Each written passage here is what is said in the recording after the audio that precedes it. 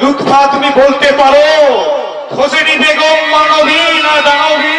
ওকে ওর প্রাসাদে পাঠিয়ে দিয়েছে না, ওর ঘরে থাকতে আমার যে ভয় হয়। এবার চলুন যাবো না, আপনি বিশ্রাম করবেন চলুন। বিশ্রাম? হ্যাঁ, বিশ্রামের সময় হবে পলাশির পর। লুৎফা তুমি জানো না পলাশির প্রান্তরে আবার যুদ্ধের সম্ভাবনা। যুদ্ধ! 15 মাসের নবাবী লুৎফা, তার মাঝে একটি বছর যুদ্ধে, তার মাঝে গুপ্তচর পরিচালনায় এবার হয়তো শেষ যুদ্ধ। শেষ যুদ্ধ!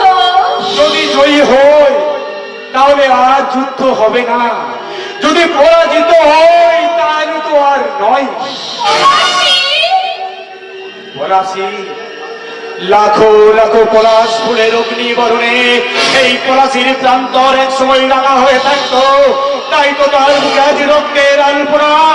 লুৎফা আমার একটা কথা বারবার বলতে ইচ্ছে হয় জানো, মনে হয় সুজলা সুফলা এই দেশটাকে দু হাতে জড়িয়ে ধরে বলি, তোমার সম্মান আর খর্ব হবে না, তোমার সবজন করে আর ব্যথা থাকবে না। লুৎফা তুমি বলতে পারো খোঁজেনি বেগম মানবী না দানবী? ওকে ওর প্রাসাদে পাঠিয়ে দিয়েছে না, ওর ঘরে থাকতে আমার যে ভয় হয়। এবার চলুন যাবো না, আপনি বিশ্রাম করবেন চলুন। বিশ্রাম? হ্যাঁ, বিশ্রামের সময় হবে পলাশির পর। লুৎফা তুমি জানো না পলাশির প্রান্তরে আবার যুদ্ধের সম্ভাবনা। যুদ্ধ!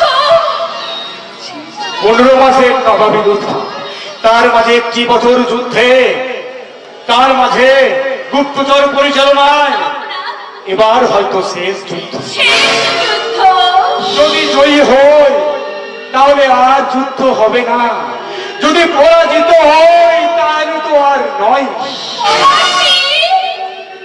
পলাশী লাখো লাখো পলাশ ফুলের অগ্নি বরণে এই পলাশির প্রান্তর এক সময় রাঙা হয়ে থাকতো, তাই তো তার মুখে আজ রক্তের আলপনা। লুৎফা আমার একটা কথা বারবার বলতে ইচ্ছে হয় জানো, মনে হয় সুজলা সুফলা এই দেশটাকে দু হাতে জড়িয়ে ধরে বলি, তোমার সম্মান আর খর্ব হবে না, তোমার সবজন করে আর ব্যথা থাকবে না।